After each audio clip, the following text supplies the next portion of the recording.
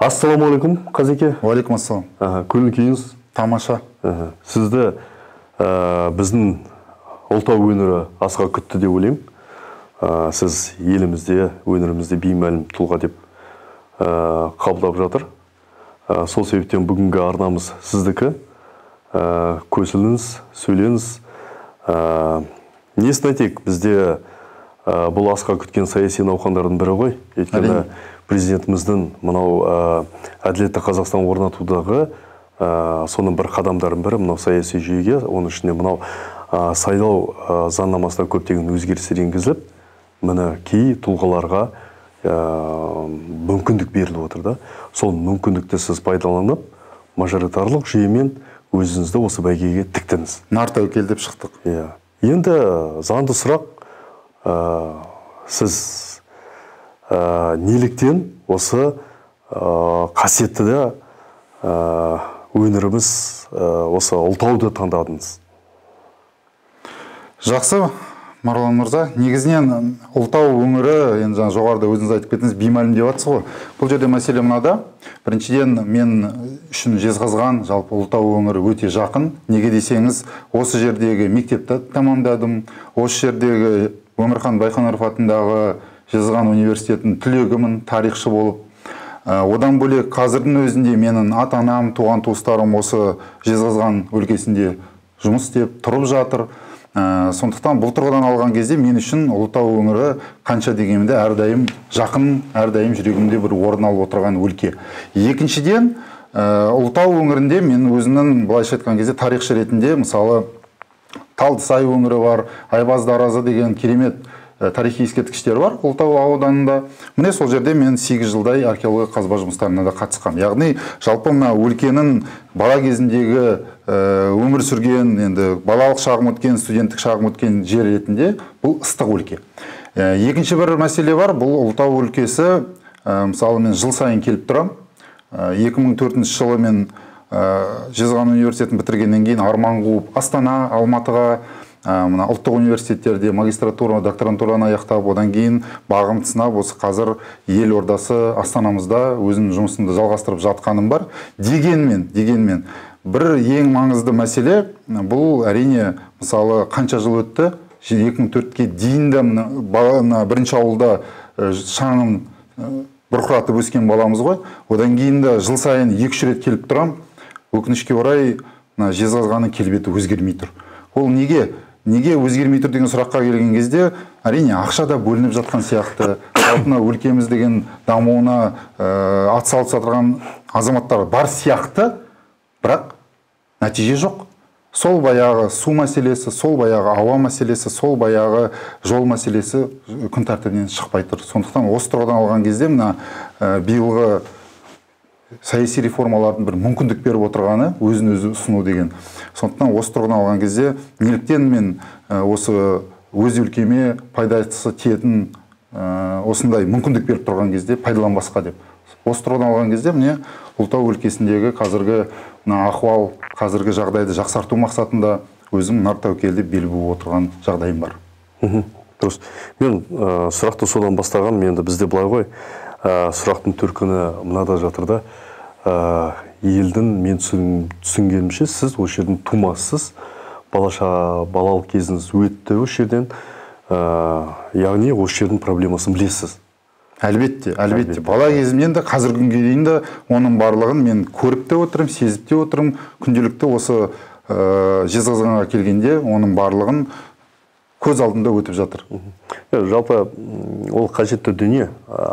Бізде қазір саяси неде байқап жүр. Қазіргі осы додада ол жерге енді бір шама қызмет етіп жүрген азаматтар да түсіп жатыр да. Жалпы бұл дұрыс ұстаным. Сол елдің азаматтары сол жерден түсу керек. Сіз енді тоғытері бұл жерге жат адам емессіз. Ол жердің адамсыз.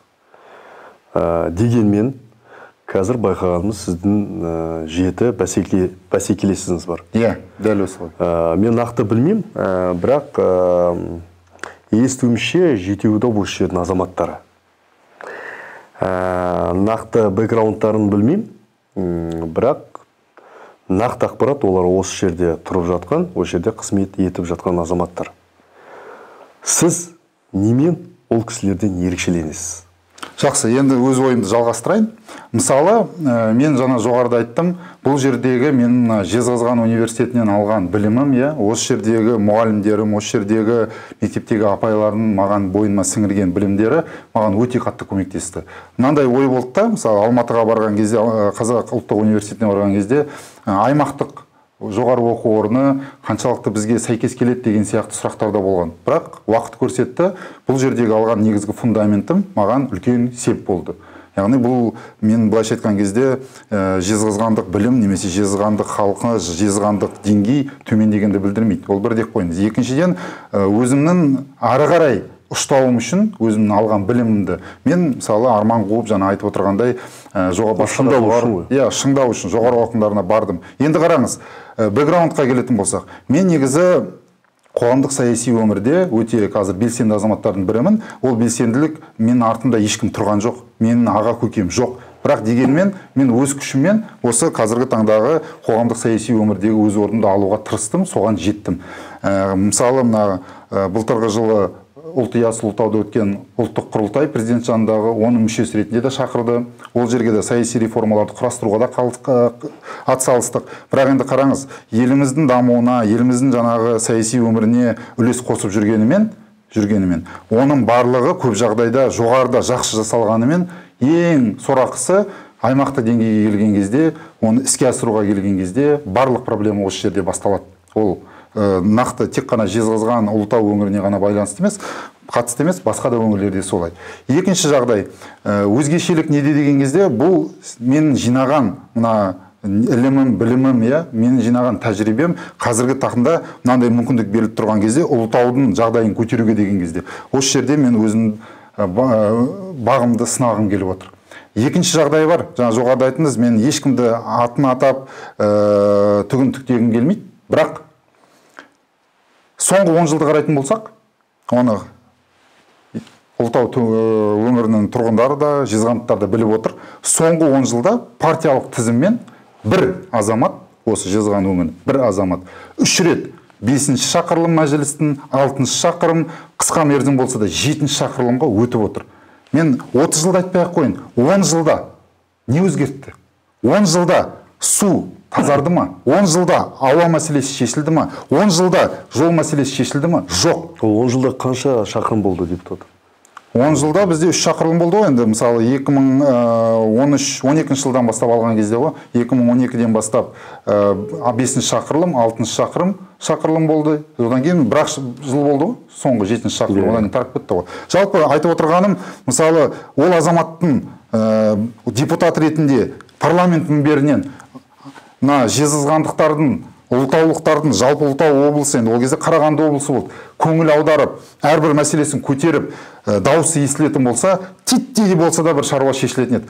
Биыл 2022-2026 жылға дейін Ұлытау облысының дамуына 1 триллионнан астам ақша бөлініп жатыр. Жезқазған, Қызылорда, Жезқазған, Арқалық, Жезқазған, Қарағанды жолдарын жасаймыз деп жатыр. Кеңгір, Жезді су қоймаларын тазалаймыз. Басқа да үй саламыз, жаңағы медицинаны көтереміз деп жатыр. Бұған дейін ақша бөлінді ғой. Бұған дейін осы мәселелерді егер әрбір нүктесін қойып отырып депутат мінберден сөйлейтін болса, жаны ашитын болса, титтей болса да мәселе шешілетін еді. Ол мәселе шешілгенін мен көріп отырған жоқпын. Мен күнделікті мысалы ата-анамның қазір мысалы бір ғана мәселені көтеріп отыр, медицина.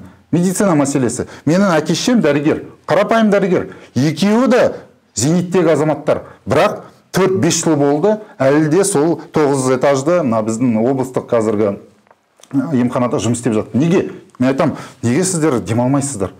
Зейнетке шықтыңыздар ғой, рахатын көру керек қой. Ой, балам, жұмыстан қазір бізде кадр жетіспейді. Бір жерге демалысқа барғысы жұмыстан жібермейді. Өйткені медицина саласында, мысалы, бізде жас мамандар келуге бұл жаққа машық емес. Жалпы мамандардың жетіспеушілігі тіпті ресми мәліметтерде оқитын болсақ, кешенді планның негізгі сараптамасында 51 бірлік жетіспейді екен. Оның ішінде онкологында бар, педиатрында бар, облыс бойынша ма әлде жалпы біздің облыстық емханаға. Енді барлық бұрын деген Қарағандыға баратын болса, Қарағанды облысы қазір енді бәрі Жезқазғанға тартылады ғой. Жаңаарқан болсын, Қаражалым болсын, Жәйлемім болсын, Ұлытауым болсын, дұрыс па? Енді сол жерге келген кезде медицина мәселесі ақсап тұр. Бірақ енді медицина мәселесі бұл бет жағдай ғана. Қазіргі республикалық деңгейдегі көрсеткіштерге қарайтын болсақ, денсаулық сақтау ұйымының. Бізде денсаулық сақтау министрінің Жезқазған өңірі, Жезқазған қаласы, Сатпаев болсын, мына жаман аурудан алғашқы орында, бала өлімнен өсіп жатыр. Ол не деген сөз? Бұның барлығы әрине экологияның салдары, бұның бәрі жаңағы нашар судың салдары, басқа да. Бірақ енді медицинаны дамытуға, медицина мамандарын көтеру үшін жаңағы көтерім ақы төлей отырып, үй-жай бере отырып, мамандарды тарту керек қой. Дұрыс па? Бұл жерде тағы да екінші мәселе бар. Оны шешудің оңай жолы бар негізі. Оңай жолы бар. Білім және ғылым министрі болған кезде, мысалы, Айтмағамбетов мырза, оқытушылардың мұғалімдердің статусын көтеру арқылы ауылдағы мұғалімға егер келетін болсаң жұмыс істеуге көтерім ақы төлеп ынталандырды ғой. Иә, ынталандыру жасады ғой. Неге бізде ынталандыру жасалмайды? Неге бізде медицинаның соншалықты, мысалы, ол медицина екінші жағы бар, мен сізге айтайын. Мүмкіндік шектеулі жандар бізде 2000-нан астам мүмкіндік шектеулі жандар бар екен. Олардың стационарлық емделуі Қарағандыда.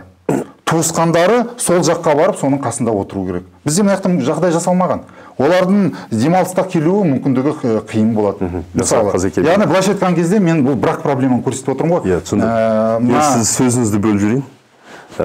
Сұрақ немен ерекшелеңіз деп қойдым. Сіз проблема өтіп кеттіңіз. Неге? Өйткені сіздің ерекшелігіңіз, сіз менің түсінгенім, сіз дәрігерлер отбасының өкілісіз. Сол себептен сізге сол білесіз сол проблеманы, сіз қазір медицина айтып кеттіңіз. Я білеміз, Жезқазған өңірінде, жалпы Ұлытау өңірінде ол проблема. Мынау ерекшелікті мен қосып айтайын, мен түсіндім. Ерекшелік мәселесіне келетін болсақ, мысалы, жаңағы ертең оларда бәйгеге қатысып әрине, сөздің жалғасы ретінде бізде бәрі білет, Жезқазғандағы ең ірі кәсіпорындар, ол Қазақмыстың кәсіпорындары, ол жаңағы мыс қорыту заводы болсын, байыту фабрикасы болсын. Ал бірақ депутаттыққа сайлаған кезде, ол кезде партиялық тізім болды ғой, бір-бірден санаған. Депутаттық тізім бойынша өтетіндер кімдер? Қазақмыстың азаматтары. Қазақмыста жұмыс істейтін, яғни сол жерде еңбек еткен өкілдері. Иә, өкілдері. Ал енді қараңыз, олар деген мәселен шешілмеуі деген сұрақты қойып жатырмын ғой, неге деп. Ал енді оның шешу мәселесіне келген кезде көп жағдайда бұл жерде мүдде мәселесі келеді. Ол қаншама жыл Қазақмыста жұмыс істегеннен кейін ол азамат ертең парламентке өткеннен кейін кімнің мүддесін жоғары қояды? Қарапайым халықтың мүддесін жоғары қоя ма, әлде өзі жұмыс істеп келген? Бірақ енді бұл жерде бұл моноқала болып есептеледі ғой. Астам бөлігі халықтың сол Қазақмыста істейді. Ол әрине, оған мен ешқандай күмәнім жоқ. Менің айтып отырған мәселем бұл жердегі, мысалы, соңғы 30 жыл көрсеткендей, ол монополия болып тұр. Иә, билікке монополия. Президент өзі айтып отыр ғой, бізде деген олигополия қалай қалыптасты? Ол билікке монополия қалай қалыптасты? Бір адамның қасындағы билікке монополия қалыптасса, бұл жерде бір ұйымның қасындағы билікке монополия қалыптасып отыр. Басқа да азаматтарға мүмкіндік беруге болады ғой. Ондай болған жоқ. Өйткені партиялық тізім болды. Ешкім білген жоқ. Өйткені партияға дауыс береді, ар жағында кімді таңдайды деген кезде барлық таңдау Қазақмыста. Бір жағынан сайлау жүйесі мүмкіндік бермеді. Әрине, ондай мүмкіндік беруге, ол мүмкіндік бермегенде емес, таңдауға мүмкіндік бермеді. Халыққа таңдау болу үшін ол бірнеше азаматты көрсету керек еді, бірнеше азаматтың потенциалын көрсету керек еді, бірнеше азаматтың мүмкіндігін көрсету керек еді. Сол кезде халық өзі таңдауға мүмкіндік алатын еді. Енді биылғы жылы мысалы Ұлытау облысынан бір мандаттық округте бір орын беріп отыр. Ол жерге мысалы жоғарыда айтылғандай 8 азамат ретінде қатысып отырмыз. Одан бөлек партиялық тізімде бар ғой, партияға да дауыс береді. Ертең 5 бюллетень болады мысалы Жезқазған қаласы мен Сәтпаев қаласында дауыс бергендерге. Ал Қаражал, Жаңаарқаларда 6 бюллетень, өйткені ол жерде аудандық деңгейлерде бар. Бірақ бұл жердегі ең жоғарғы мәселе бұл мына партиялық тізіммен кететін бұрынғыдай партияға дауыс беру. Екіншіден, енді мына мажоритарлық. 20 жыл бұрын болған бізде мажоритарлық. Бірақ енді ол кездегі саяси ахуал, ол кездегі саяси науқан қазіргіден бөлек қой. Өйткені ол кездегі мысалы қоғамдық саяси өмір мен қазіргі қоғамдық саяси өмірді салыстыруға келмейді. Әрине, қаңтар оқиғасынан кейін мүлдем біздегі саяси мына белсенділік қарапайым халықта артып кетті. Сайлаудың ашық өтуіне, сайлаудың мөлдір өтуіне, сайлаудағы үрдістердің шын мәнінде барлық азаматтардың дауысы, барлық азаматтардың таңдауы ескеріледі деген. Енді осы мажоритарлық жүйені көреміз қалай болатын. Бірақ мен жаңағы жоғарыдағы өзгешелік мәселесіне келтіріп отырғаным, мен жезқазғанда соңғы 10 жыл күнделікті тұрмасам да, мысалы, да, ол кім маған шектеу айта алады? Мен жалпы Қазақстанның азаматымыз ғой, бір жағынан. Бірақ екінші жағынан менің бұл жердегі ата-бабамның жатқаны, менің бұл жердегі ата-анамның, туысқандарының өмір сүріп жатқанды, олардың күнделікті өмірі бұрынғы өмірден ешқалай өзгермегені менің жаныма тиеді. Мен көрем, мен келем, мен сезінем, олардың да жерлестердің де жалпы мына Ұлытау облысының халқының жақсы өмір сүрген мен қалаймын. Өйткені мен мүдделімін оған. Өйткені мен көріп отырмын. Бала кезде қалай болды, қазір қалай болды, түк өзгерген жоқ. Мен оның барлығын сезіп отырғаннан кейін, мұны өзгертуге азғантай да болса да септігін тигізгім келеді. Ал енді ең басты өзгешелік, мен саяси реформаларды құрастыруға қарастырдым деген ол жай ғана мақтаншақтық емес. Ол шын мәнінде елдегі саяси өзгерісті шын мәнінде қалай жасау керектігін негізгі постулатын жасадық. Бірақ енді оны енгізу, мен іске асыруды. Ол кезде менің мысалы өзім тәжірибем жетеді. Одан кейін мысалы мәжілісте ол тек қана депутаттық сауал немесе депутаттық сұрақ қойуында емес қой. Ол кезде заңнамалық, яғни заңнаманы құру, тұжырымдамасын құру, қай жерде қай заң Ұлытау облысының тұрғындарына пайдасы тиеді, қалайша осыны өзгертуге болады деген сұрақтарға келген кезде ол жерде заңгер ретінде де тәжірибе керек. Мен мысалы тарихшы мамандығынан бөлек соңғы мамандығым саясаттанушы болса, оның екі ортасында Қарағандыда заңгер ретінде де өзінің екінші жоғары білімімді алдым. Ол өйткені маған қажет болды. Өйткені кез келген өзгеріс жасау үшін сіз заң нормаларына сәйкес жасау керексіз. Сіз заңды білу керексіз. Конституциядан бастап кез келген еңбек туралы, экология, басқа да заңдарды сіз қалай құрылғанын білмесеңіз, ертеңгі күні қандай да бір өзгеріс жасағыңыз келгеннің өзінде де сіздің оған негізгі жаңағы қауқарыңыз жетпей қалуы мүмкін. Сіз басқа айтқан сөздің артында кетіп қалуыңыз мүмкін. Өйткені өзіңіздің жеке көзқарасыңыз жоқ, өзіңіздің түйсігіңіз, түсінігіңіз жоқ. Тәжірибе. Әрине. Міне осы тұрғыдан алған кезде мұның барлығы менде бар, мұның барлығы мен қолданып жүрмін. Бірақ енді нақты осы Ұлытау өңірінің жаңадан облыс құрылды, жаңа адамдар керек деп жатыр, жаңа Қазақстан құрамыз деп жатыр. Мен баста айтар едім, бұл ешкімге сын емес, бірақ жаңа Қазақстанды жаңа адамдар, жаңа форматтағы азаматтар ғана құралады. Ескі Қазақстан азаматтары 30 жыл бойы соны дәлелдеуге мүмкіндігі болды. Осы күнге дейін сол мәселені шешуге мүмкіндігі болды. Ол кездегі шеше алмаған мәселені адамдар ертеңгі күні шешеді деген менің күмәнім үлкен. Бұл жерде сіз жаңағы бұрынғы жүйемен өтіп жүрген. Әрине, ол адам сол жүйеде қалыптасты. Ол адам сол жүйенің жұмысын депутаттар туралы айтып отырсыз ғой, иә? Әрине. Сол депутаттардың өзі қазір шығып отыр ғой. Сол депутаттар ары қарай жаңа Қазақстан құрамыз деп қазір бетін 180 градусқа бұрып отыр. Ал оның нәтижесі уәде беру. Әрине уәде береді. Ал бірақ ертеңгі күні оны істей ме? Кеше істемеген нәрсені бүгін істей ала ма деген сұраққа келген кезде менде күмән бар. Менде азамат ретінде, менде оппонент ретінде емес, менде саясаттанушы ретінде емес, менде қарапайым мысалы азамат ретінде үлкен күмән бар. Ол сұраққа жауапты олар бере алмайды. Олар айтады, біз өзгеріп жатырмыз, бізге де өзгеріске мүмкіндік керек қой деп. Ешқандай проблема жоқ. Бірақ енді кешегі, мысалы қазіргі таңның өзінде сіздер Жезқазғанда отырсыздар, Жезқазғанда жұмыс істеп жатсыздар. Қандай пайда тигіздіңіздер? Я халықты тыңдадыңыздар, я халықтың проблемасы күнде көріп жүрсіздер ғой. Бірақ не өзгерттіңіздер? Кеше өзгерте алмаған нәрсені бүгін өзгертеміз дегенге кім кепіл? Кім кепіл? Сондықтан жаңа Қазақстан деген кезде ол жерде жаңаша оймен, жаңаша тәжірибемен, жаңаша көзқараспен келген азамат керек. Бар болған сол. 19-дан кейін наурызда біз жаңа парламент құрамыз. Дәл сіз сияқты бэкграунды мықты, білімді, тәжірибелі, мажоритарлық жүйемен қателеспесем 29 орны. 29 орын мәжіліс орнынан берілейін деп отыр, 30%. Барды деп есептейік. Барлығының бір мүддесі бар. Бәрі бір ортақ Қазақстанға жұмыс істейді. Дегенмен мажоритарлық ол өңірлердің мүддесі. Сіз сияқты ол жерде сол елді мекеннің мүддесін қорғайтындар болады. түсіндім, сізде тәжірибе бар. Сіз бұрында даусыз шығып жүр, айтып жүрсіз. Жалпы саясаттанушы ретінде елдегі жағдайды, ішкі жағдайды білесіз. Біз басқа облыстармен салыстырғанда әкімшілік бірлік жөнінде, аумақтық бірлік бойынша біз ең кішкентай облыспыз. Халықда аз, халық санынан, оны білесіз енді. Әрине кішкентай жердің, үлкен жердің деген проблемасы болады, бәрінде бір проблема болады. Бірақ біз Жезқазған, Ұлытау өңірі дегенде тек қана біз қазағымыз осы моноқала дейді ғой, соның ғана мәселесі емес қой. Біз Ұлытау, Жанарқа, Қаражал, әрине барлық өңірлер мүддесін қорғауымыз керек. Әрине.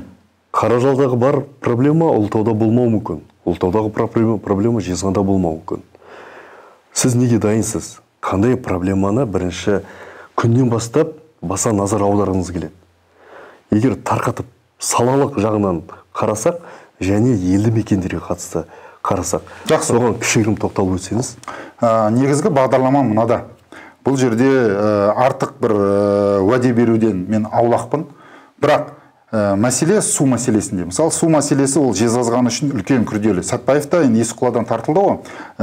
Қазір Жезқазғанға осы Есіққұладан таза су тартуды туралы мәлімдемелер жасалып жатыр, бірақ мәселе қайда жатыр? Оны жүзеге асыру, ақша бөліндіру, ақша бөлгеннен кейін оны қадағалау мәселесі. Су мәселесі бірінші кезекте тұру керек. Одан кейін Кеңгір жезді су қоймаларына. Су мәселесінде бұл қазір Жезқазған қаласына қатысты. Мен әрбір ауданға дедіңіз ғой, мен әрбір ауданға айтқым келіп отыр. Ең үлкен орталығы Жезқазған болғаннан кейін Жезқазғаннан бастап отыр. Бұл жерде бір процесс жүріп жатыр, жаңа Айтос, Айтос деп айтып жатыр, Есіққұладан тартып жатырмыз деп жатыр. Мысалы, Кеңгір жезді су қоймасына болсақ, ешқандай нәтиже жоқ. Бидайық мысалы гидростанция 60 жылдан бері ешқандай қайта құрудан жөндеу жұмыстары жүргізілмеген. Мысалы, Кеңгір және жезді су қоймасына оны тазарту мәселесін көтеру керек. Ауыз суды тарту бір бөлек, Кеңгір су қоймасы ол да суды қалалықтарға беріп отырған жер ғой. Ол жердің тазарту мәселесіне баса назар аудару керек. Енді Ұлытау ауданына келейік, енді Ұлытау облысы деген. Ұлытау ауданында негізгі ең басты мәселе, мысалы, неге Жошыхан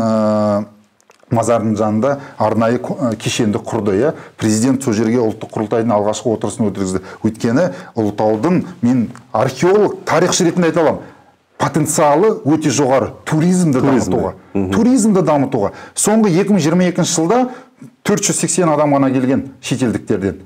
Негізі туризм деген, ішкі туризм бір бөлек, бірақ біз деген туризм саласын дамытамыз. Ұлытау аймағына. Ұлытау аймағына, енді Ұлытау аймағында шетелдік азаматтар не үшін келеді, білесіз ба? Шетелдік азаматтарға Астананың әйнекті жаңағы ғимараттары керек емес, қызықсыз, оларда бар ол.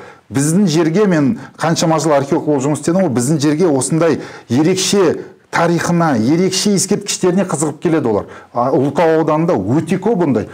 Теректі әулиені алыңыз. Ұлытаудың өз басында Домба ауылым бар, Жошы ханым бар, Алаша ханым бар, өте көп. Бірақ туризмді дамыту дегеніміз, ол бір сөзбен айтқан кезде жай ғана туризмді дамытамыз деген сөз емес. Ол жерге міндетті түрде инвесторлар тарту керексіз. Инвесторлар не үшін? Кафелер салсын, жаңағы қонақ үйлер салсын, арнайы сол жерде мысалы тарихи туризм дейді. Тарихи туризмді дамыту үшін мәдени мысалы ескерткіштер бар. Мен сізге бір қызықты айтайын. Бізде жүздеген тарихи ескерткіш ашылған Ұлытау өңірінен. Бірақ аспан астындағы мұражай құру деген мәселені сонау 2005-2006 жылдарда көтергенбіз. Ешбір әкімдік оны қолдаған жоқ. Ешбір жерде сол 2021-2022 жылы Жошықханның қасында кешен салынғанша дейін ешқандай ескерткішті зерттелген тарихи маңызы бар әлемдік сенсация жасайтын ескерткіштерге, мысалы Талдысай, бұл Жезқазғанның мыс өңірі ғой, мыстың орталығы. Ал Талдысай дегеніміз бұл ежелгі металлургтердің мекені. Бұл әлемдік деңгейде көтеруге болатын жер. Қазір барып көріңіз Талдысайды. Қазір барып көріңіз. Жақсы бір музей ретінде тіпті рекультивация жасауға ешқандай жағдай жасалмаған. Ол жерге жолдың негізгі торабын жасап, сол жерде бір 5-6 ма 10 шақты үй бар. Сол жерде киіз үй құрып, арнайы жаңа туристік орталық қылса, ол жердегі азаматтарға да жұмыс қой. Ол жердегі жаңа елді мекен дамытуға да ол қосымша үлес қосады ғой. Түк жасалған жоқ. Туризмді дамыту дегеніміз біз әуелі біздің құндылықтарымыз, сол жердегі тарихи мәдени ескерткіштердің маңыздылығын түсінуден басталады. Ол жоғарыдан келіп жаңағы дайын нәрсенің үстіне қою емес. Сондықтан Ұлытау ауданы үшін туризм бұл қосымша қаражат, қосымша даму, қосымша жұмыс орындары жалпы гүлденуіне алып келетін жағдай жасайтын жер. Енді Жаңарқа ауданы. Мысалы, Жаңарқа ауданында бұл енді ПГТ деп аталады ғой, қалаға жақын үлкен аймақты бір аймақ. Жаңарқадағы негізгі, мысалы, жақында ғана Ақселеу Сендібек ағамызға байланысты ескерткіш қою деген енді көрдіңіздер ғой, әртүрлі резонанс тудырған. Мысалы, ол жерде де рухани байлықты, рухани мәдениетімізді, рухани жаңғыруына, мысалы, рухани жаңғыру деген бұл бағдарламада емес, мәселе сол жерде сол барлық негізгі тетіктер бар да, бірақ оны дұрыс көрсетіп, өзімізге көрсете алмай жатырмыз ғой. Көрдіңіз ба? Содан кейін Жаңарқа ауданында, мысалы, несімен Жаңарқаның иісі шығады? Қымызы, Жаңарқаның қымызы. Жаңарқаның бір ғана қымыздан, Жаңарқаның қымызы, оның бір ғана қымызды, соңа ғана Германияда бір бренд қылып, үлкен әлемге танытып жатыр. Ал негізі Жаңарқан өзінің қымызын сол жерде арнайы бір цех па, фабрика ашып, сол жерде бизнесмендерді тартып, сол жерде Жаңарқа Қазақстандағы қымыздың отаны деп жазса, соны дамытса, ол жерге туризмді тағы дамытуға болады. Мынау кешенді жоспарда ол жоқ екен. Жоқ. Көрдіңіз ба? Ол не деген сөз? Ол кешенді жоспарды құрған кезде сол жердің менталитетін, сол жерге аяқпен бармаған азаматтар жасап отыр. Сіз әуелі көріңіз, қандай ескерткіштер бар, қандай жағдайда жатыр. Сіз әлі көріңіз, ол жердегі жағдайдың негізгі халықмен кездесіп, сол депутаттар барды ма? Сол азаматтар жаңағы кешенді жоспарды құрған, сол жерде бір қарап, кішкене болса да сараптама жасады ма? Менің күмәнім бар. Менің күмәнім бар. Өйткені соның барлығын бардан жоқ жасап отырғаннан гөрі бар нәрсені көрсете білу керек қой. Бар нәрсені көрсете алмау біздің ең үлкен проблемамыз негізі. Ол тек қана Жезқазған өңірінде емес, жалпы қазіргі таңда жергілікті өзін-өзі басқаруда, жергілікті өзін-өзі басқаруды дамытуда ең үлкен проблема 18-ші этажда отырып алып, 18-ші этажда отырып алып, жердегі болып жатқан мәселеге өз аяғымен түсуге ешқандай әрекет жасамауында. Егер өздері келіп түссе, егер өздері келіп қараса, егер өздері келіп соның бәрін көрсе, онда мен ойлаймын, басқаша болар еді. Ескерілмеді ғой, өйткені жергілікті негізгі артықшылықтар ескерілмей отыр. Мәселе осында болып отыр ғой.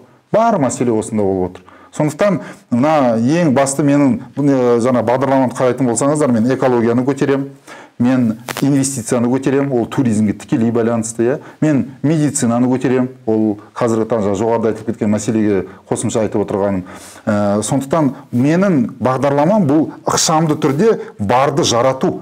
Бірақ бар нәрсені жарату дегеніміз ол көңіл аудару, дұрыс акценттер қою, өз көзімен көрген нәрсені халықтың жанынан шығатын, халықтың сұранысына сәйкес келетін өзгерістер жасау. Бізге қазір өзгеріс керек деп жатырмыз, бізге өзгеріс тек қана мына жерде емес, бізге өзгеріс біздің іс-әрекетімізде керек. Біз өзгерісті халықпен санасамыз дедік па, халық үніне құлақ асатын мемлекет құрамыз дедік па, халықтың естіңіздер. Жай ғана жаңағы өтініштерін жинап алып кетпеңіздер. Ол өтініштер мыңдап жинайды да, сол баяғы жәшікке салына салады. Әйтпесе жаңағы жоспарларды, ол кешенді жоспар деп жатсыз, басқаларында неге осындай элементтер ескерілмеген? Неге халықтың негізгі күтіп отырғандығын, ол популизм ғой негізі. Суды да дұрыстаймыз дейді. Суды дұрыстау үшін әуелі көрсетіңіз. Сосын газдандыру мәселесі. Жезқазған жанынан газ өтіп, қазір Астананың өзіне кіріп жатыр, Мен Астанада тұрып жатырмын, көріп жатырмын. Жезқазғанда рыбачий бар, шет жақтағы кейбір аудандарға кіргізді дейді, оның өзінде үйдің ішіне әлі кіргізбеген, үйдің ішіне кіргізу үшін тағы да ақша төлеу керексіздер. Бірақ газдандыру деген ол тек қана Жезқазғанға қатысты емес қой. Жезқазғанның қасынан өтті ма? Жезқазған бұл газдандыру мәселесі барлық Ұлытауға да бару керек. Кешенді жоспарда жоқ. Ол да жоқ кешенді жоспарда. Енгізілмейді. Ол Сатпаевқа да кіру керек. Ол Жаңарқаға да бару керек. Ол Қаражалға да бару керек. Облыс құрдыңыздар, қай жері кем? Сіздер деген қандай принциппен оны бөліп отырсыздар? Ол барлығына ортақ мүдделерін ескере отырып, барлығына ортақ негізгі сұранысына жауап беретін әрекет болу керек. Газ дегеніміз барлық өңірлерге керек. Газ мәселесі болса, ертеңгі күні көмір мәселесі бар, басқа да. Ол қиын ғой. Жолдардың мәселесі әлі дұрыс шешілмеді. Ең болмағанда газ болса, онда жылуында бар, мысалы былай қарасаңыз. Ол енді былайша айтқан кезде әлеуетті кішкене болса жақсартуға өте жақсы. Түсіндім. Жалпы қордаланған мәселелер көп. Өте көп. Иә. Менің тағы бір ақпаратым бар. Сіз Байтақ партиясынан түсіп отырсыз.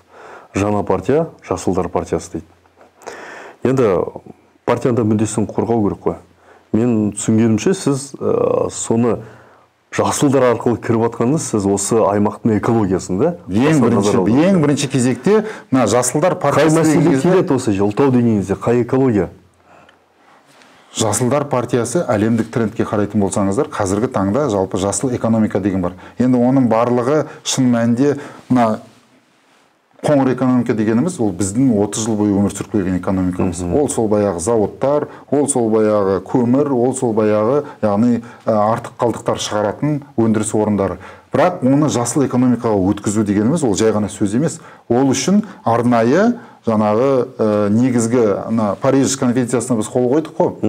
Соған байланысты біз толықтай барлық механизмді өзгерту керекпіз. Бірақ бұл глобалды тақырып деп алайық. Жергілікті деңгейге келген кезде экология мәселесі. Бір ғана мысалы қазақмыз, ол жерде барлығы жұмыс істеп жатыр. Ол негізгі қаланың жұмыспен қамтып отырған негізгі кәсіпорындарын басқарып отыр. Жақсы. Бірақ одан бөлек олардың жауапкершілік мәселесіне келіп тіреледі бұның барлығы. ERG деген бар. ERG деген жүйесінің негізгі түп мақсаты, сіз егер сол жерде ақша тауып отырсаңыз, егер сіз сол жерде өзіңіз бизнесті ірі кәсіпорын ұстап отырсаңыз, сіз соның маңайындағы халықтың да жағдайын жасауға мүдделі болу керек. Әлеуметтік жауапкершілік толық болу керек. Мысалы, жасылдандыру. Қалаға шөлейт деген мәселеде мен бұрында шөлейтте түк өспейді деп. Жоқ, арнайы сорттар, арнайы жылыжай жасап, арнайы осы Дубай. Дубай құмнан үстінде оазис жасап отыр. Жезқазғанда да жасауға болады оның барлығын. Сәтпаевта да, басқа да жерлер. Оның барлығын жасауға болады. Одан кейін экологиялық төлемдерге байланысты. Мысалы, бір ғана үлкен проблема болды осы Жезқазған аймағын экологиялық аймаққа ауыстыру туралы, әрбір тұрғыны өзінің экологиялық зардапқа байланысты алсын деп. Оның шешуі қандай болды? Мүдделі лоббистер барды да жездің ар жағында кішкентай бір бөлікті алды да, міне осы жерде бір 500 дейме 400 адам тұра ма, осыларды кіргіземіз деді да, қалғандары ше. Гептил деген Жезқазған жанында төгіліп жатыр, Байқоңырдан құлаған. Жезқазған трубасынан шыққан ауаны, осы жақтың барлығы пульпаның өзі неден шыққан, заводтан шыққан. Оның үсті ашық, Жезқазғанға емес, Жезқазғанға кірмей, Сәтпаевқа кетіп жатыр. Бәрі зардап шегіп жатыр. Неге оның барлығын төлемақыны ортақ жасамайды? Өйткені ол қыруар ақша. Өйткені ол, мысалы, қанша, неяқта 90, ан жақта 70, 100 мыңдай азаматқа сіз әлеуметтік теңдікті, әлеуметтік төлемдерді төлеуге міндеттісіз. Оны жабулы қазан жабулы кішкентай бір бөлікті алып, жаба салуға тырысып, сөйтіп мәселені шешіп отыр, мысалы. Әділетті ме? Әділетсіз. Біз әділетті Қазақстанды құру үшін біз міндетті түрде барлығына тең қарау керекпіз, тең мүмкіндіктер беру керекпіз, тең жағдайлар жасау керекпіз. Сол кезде ғана әділеттілікті қарапайым халық сезеді. Ол болмайынша, ондай жағдай жасамайынша, мұның барлығы бос сөз. Бос сөз. Мен деген қазақмысты қаралап отырған жоқпын. Немесе басқа да үлкен Арселор, Миттер, басқалар бар. Мен айтып отырғаным, Forbes бойынша бірінші орында 5 миллиард доллармен отырған кім? Соның 0,1%-ын жаңағы экологиялық төлемдерге төлесе, немесе, мысалы, бізде қазір басқа әлеуметтік төлемнен бөлек айтайық. Арнайы датчиктер бар, ауаның ластанғандығын қарайтын. 5-ақ датчик. Оның, ауаның әрдайым тексеріп отыратын. Егер ол жерге жаңағы лас қалдықтар шықса, оның деңгейін біз түсіру керекпіз ғой. Олар міндетті салық төлеп отыр сол үшін. Мысалы, олар оны да қарап отырған жоқ. Өздерінің тікелей құқығы ол. Олар халықтың жағдайын ойлап отыру керек әрдайым. Өйткені олар солардың арқылы жұмыс істетіп отыр, олар сол арқылы ақша тауып отыр. Көрдіңіз бе? Президент айтқан, мына жақтағы 162 адам деді ғой, соның номер біріншісі кім? Номер біріншісі қазақмыстың осы жердегі ақшасынан тауып отырған. Ал енді солар неге халыққа өзінің жаңағы деңгейінде көмек жасамайды? Неге? Ол жасамаса да, неге соған депутаттар жасатпайды? Неге? Өйткені өзара ауызаласу, өзара лоббизм, өзара мүдделерін қорғау. Қарапайым халыққа түк қатысы жоқ. Халық сайлады ғой сол депутаттарды кезінде. Көрдіңіз бе? Халық сайлаған жоқ, халық партияны сайлады. Халық көрмей отыр оны. Қазір көруге, халықтың көзін ашуға мүмкіндік туды. Қазір нақты 8 азамат шығып отыр. Қараңыздар, наугым, не істеді, не істей алады, қандай мүмкіндігі бар. Мен айтарым, халық егер шын мәнінде жаңағы ертеңгі күні өзгеріс болсын десе, халық егер шын мәнінде ертеңгі күні өміріміз жақсарсын, балашағымыз жақсы өмір сүрсін десе, таңдауды дұрыс жасау керек. Мен үгіттеп отырған жоқ, қазір үгіт насихат уақыты болса да, менің айтарым, таңдауды жасайтын түбінде келгенде сол халық. Әрбір дауысты беретін азамат соны ойланып берсе, ойланып, өйткені осы жол сондай мүмкіндік болып тұр. Сіз көріп тұрсыз кімге дауыс беріп отырған. Сіз көріп тұрсыз оның мүмкіндігі мен жағдайын, сіз көріп тұрсыз, оған сенуге бола ма, болмай ма? Міне, дұрыс таңдау жасаса, оның нәтижесі де болады. Сұрауы да болады, судың да сұрауы бар. Оның барлығы нақты қазіргі Ұлытау облысы өңірінің тұрғындарының еншісінде. Мен кеше сараптама жасап отырдым да, бізде функционалдық міндеттемеге бар ғой. Разграничение полномочий дейді.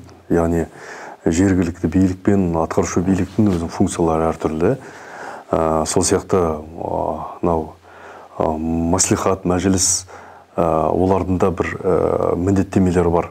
Жергілікті өзін-өзі басқаруда негізі қазір тепе-теңдік пен тежеуіш саясатының бір үлкен өзгерісі келе жатыр. Бұрынғыдай мысалы әкімнің қол шоқпары болатын мәслихат болмайды енді. Облыста мысалы.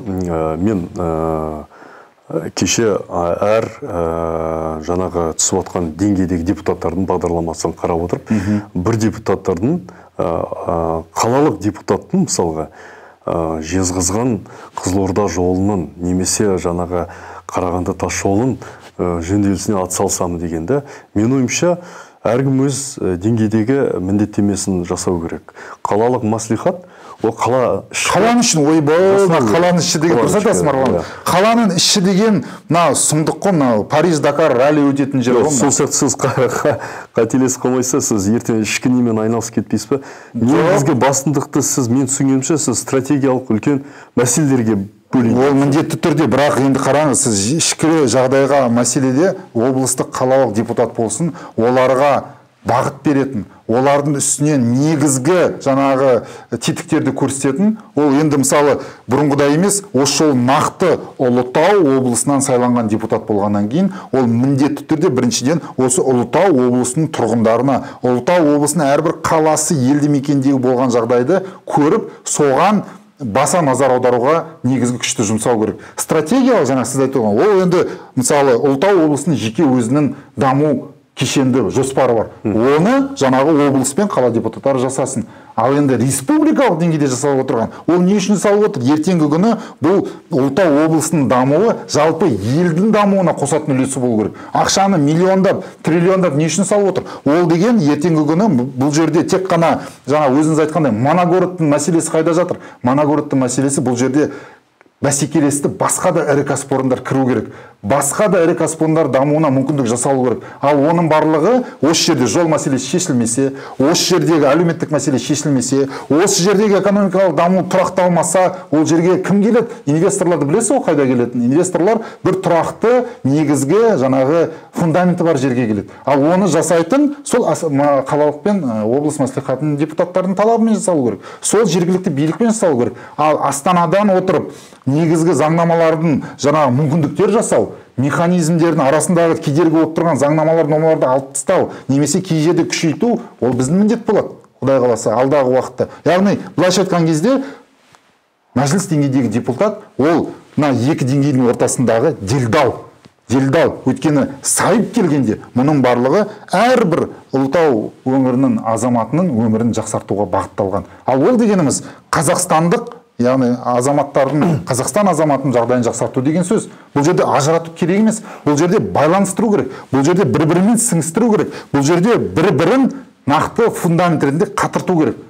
Осы жұмыс жасалмай отыр ғой бізде. Бізде ана жаққа барып алады да, біреу қол көтерсе, мыңы қол көтереді, ана жаққа барып алады да, мылқау үнсіз болып отырады. Қазеке, мен сізді білем, сіз медиа тұлғасыз, айтып жүрсіз, жеткізіп жүрсіз. Дегенмен нақты жұмыстар ол құжаттармен жұмыс істеу. Ол заңнамамен жұмыс істеу. Барған кезде еді барып болған жағдайда қай құжаттан бірінші бастайсыз? Ең бірінші құжат ол экологиялық кодекс. 2021 жылы әрең дегенде 30 жыл бойы қабылданбаған, 30 жыл бойы халық талап еткен экологиялық кодекс қабылданды. Бірақ экологиялық кодекстің көптеген шикіліктері бар. Бір ғана мысал айтайын, экологиялық кодекстің негізінде салық кодексі өзгереді.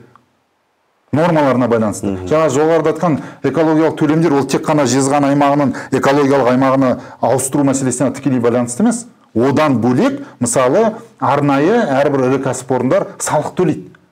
Өйткені қалдықтардың мөлшеріне байланысты. Ал ол үшін бұл жерде жезқазғанда менің негізгі ұстаным арнайы бір институттың, Алматыда арнайы институттар бар ғой, зерттеуіш, солардың филиалдары ашылу керек. Бұл жерде тұрақты түрде ауа, су, басқа мәселелер бойынша өлшемдер жүргізіліп, нақты ғылыми негіздегі кешенді нәтиже керек. Соған байланысты экологиялық кодекс болсын, салық кодексі болсын, экономикалық көрсеткіштер болсын, ғылыми негізге бағыт алу керек. Ал ол үшін бұл жерде жай ғана бір жылына бір рет келіп, жаңа сынама алып кету емес, оны көріп отыру керек.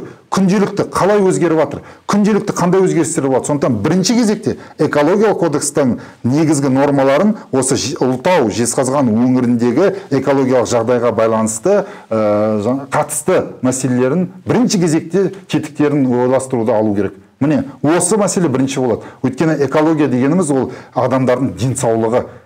Адамдардың денсаулығы, кешегі пандемия көрсетті ғой, денсаулық болмаса, ешкене де қажет емес екен. Ешқандай қызығушылық болмайды екен. Адам өмірі ол адамның денсаулығы. Сондықтан денсаулық мәселесіндегі ең үлкен осы біздің өңіріміздегі жылдар бойы қордаланған бұл экология. Ол экологияны түзеуді сол экологиялық кодекстен бастау керек. Ал бюджетті не істейсіз?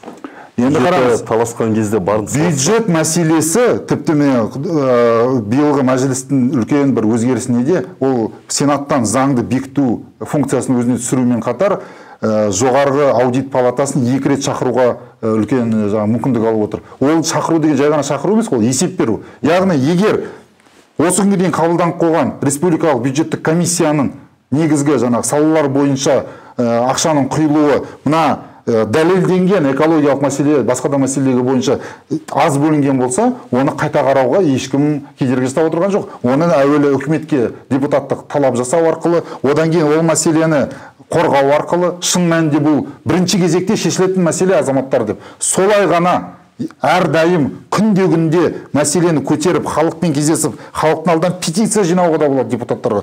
Осылайша жаңағы өзгеріс жасауға болады. Қатып қалған ештеңе жоқ. Біздегі мына жердегі қатып қалған біздегі өзіміздің мынандай шаршымыз ғана бар басымызда. Одан шығу керек.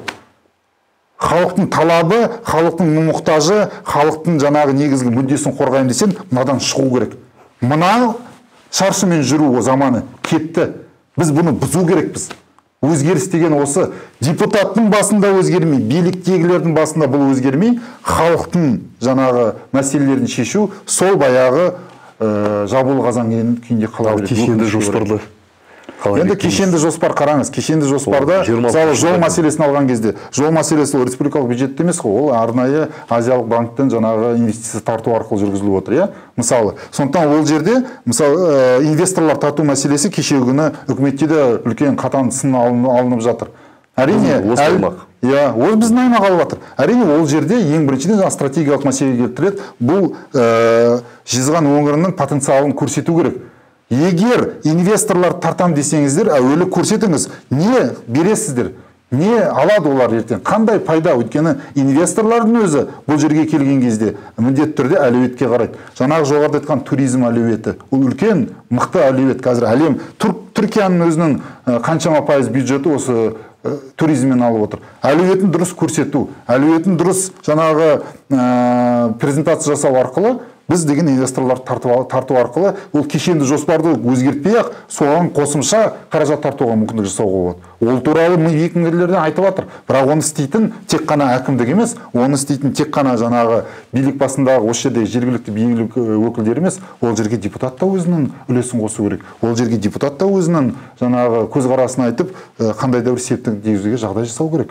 Өйткені мәжіліс депутаты деген статусы бар адам, ол әртүрлі ортаға кіруге мүмкіндік алады. Түрлі жаңағы мемлекеттердің, мысалы кеше күні өмір бойы ешқашан 30 жылда бізде инвестиция құймаған, енді құйса да ең төменгі болған Катар, олар келді де қазір Ақтауға ақша құямыз деп жатыр. Өйткені ол жердегілер көрсетті потенциалын. Каспий деген 30 жыл бойы Каспий болған, неге осы күнге дейін қайда жүрді? Қазір көрсете білді. Жошы хан мазары мықты, өте тарихи құнды ескерткіш. Тура қасында 5 шақырым жерде Алаша хан тұр ғой. Алаша ханды көтеруге болады. Басқа да жаңағы түрлі бізде ескерткіштер бар. Туризмді бұл не үшін айтып отырмын? Мен өзім ішін көріп, шаңын басып, жерін қазғаннан кейін айтып отырмын. Ол шын мәнінде әлеуеті өте мықты. Және де мен сізге бекер айтқан жоқпын. Сіз шетелге барған кезде ең біріншіден соның Памуккале болсын, басқа да Айя София де Түркия барсаңыз, басқа жерге барсаңыз, сіз ұлттық ерекшелікпен нақты жаңа тарихи Египетке барсаңыздар, пирамидалар, сол үшін барасыздар. Басқа жерде жоқ өйткені ол. Соны көрсете алды ол жақтағылар. Бізге де оны көрсетуге мүмкіндік бар. Инвестор үшін ол потенциал. Ертең бірінші болып кірсеңіз, бірінші болып сол жерге өзіңіздің жаңағы қонақ үй, басқа да мәселелерді көтерсеңіз, сіздің бұл жердегі алғашқы аяқ басқан инвестор боласыз деп. Мен жалпылама түрде айтып отырмын, бірақ мұның өзі көп адамға ой салар еді. Оны істеп жатқан ешкім жоқ. Оны істеуге болады. Сондықтан бұл жерде ақшаның бөлінуінде емес, ақшаның игерілуінде емес, ақшаның дұрыс жұмсалуына қадағалау, реттеу және оған қосымша көмек беру. Бір ғана бюджеттің ақшасына қарап қалуға болмайды. Іздеу керек, жан жақтан көрсетіп, жаңағы жарнама жасап, осы жерге көңіл аудартуға. Сол кезде ғана бұл шын мәнінде жаңағы өз нәтижесін беретін үлкен жобаға айналып кетуге мүмкіндік бар. Көрдіңіз ба? Ал оның барлығы жан ашымаса, өзінің ішкі мотивациясы болмаса, қарапайым халықтың арасында жүрмесе, солардың мұқтажын, солардың көзімен көре алмаса, оның барлығы ешқашанда шешілмей қала береді солай. Мен айтып отырмын ғой, жаңа партия деп отырсыз, біздің Байтақ партиясы, бұл жаңа республика партиясы да құрылды ғой. Екі жаңа партия саяси реформалар нәтижесінде құрылып отыр. Өйткені бұл елімізде көп түрлілік, көп жаңа қажеттіліктен туындады. Ал енді қараңыз, қажеттіліктен туындады. Ал енді қараңыз, басқа партиялармен бұл партиялардың әлеуетін салыстыруға әрине келмесе де, әкімшілік. Басқа партиялар осы күнге дейін түк шешпеген. Осы күнге дейін түк шешпеді ғой. Қазір мысалы айтып жатыр, нан шешеміз. Қайда қалдыңдар осы? Яғни олардың 30 жыл бойы істеген жұмысына баға беру арқылы ары қарай істей аламыз, істей алмай ма деп сол партияларда бәсекелес көресіз бе? Енді ол партиялардың бәсекелестігі мынада болуы мүмкін. Электоралды кезеңде оянып, одан кейін жоғалып кететін партиялар лақап атына ие болып қалды көбісі. Енді Аманат партиясы, бұрынғы Нұр Отан партиясы өзінің әлеуеті, билік партиясы болды, бірақ олардың өзі қазір трансформацияға ұшырады ғой. Ребрендинг жасады, құрамына жаңа адамдар кіргізіп жатыр. Ал басқа партияларында мысалы солай жасауға тырысқанымен, олардың әрекетін сайлау кезінде ғана көреді, одан кейін жоқ қой. Жоқ қой. Мысалы, Ақ жол болсын, жаңағы Қазақстан халық партиясы, ауыл партиясы, ЖСДП болсын, жоқ қой.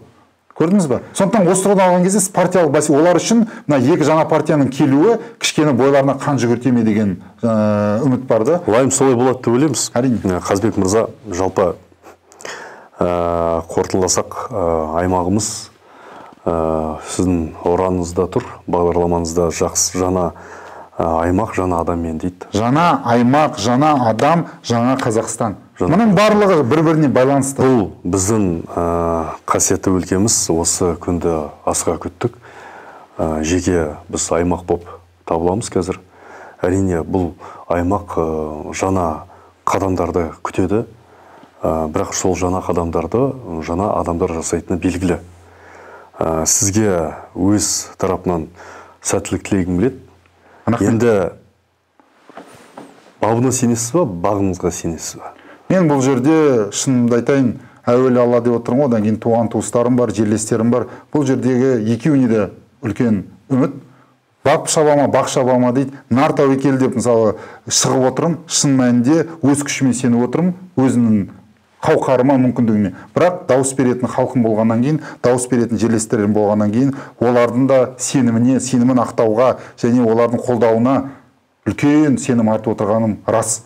Өйткені дауыс беретін әрбір осы Ұлытау облысының тұрғыны. Және де ең соңғы сөзім, осы бүгінгі эфирдегі Жезқазғандық болсын, Сатпаевтық болсын, Қаражалдық болсын, Жаңарқалық болсын, Ұлытаулық болсын, әрбір осы Ұлытау облысының тұрғыны жақсы өмір сүруге лайықты. Лайықты. 25 жыл күтті осы облыс болсын, көңіл аударсын, қашанғы осы Қарағанды облысының артында жүре береміз, қашанғы бізге көңіл аудармай жүре береді деп. Осы көңілді аудартуға, осы шын мәнінде мүдделерін қорғауға мен бар күшімді салуға дайынмын. Сізге келгеніңізге рахмет. Көп нәрсе айтылды. Сіздерге рахмет. Алда сайлау науқанында сізге сәттілік тілеймін. Оза шабыңыз, бізге өзгерістер керек. Айым солай болған. Рахмет.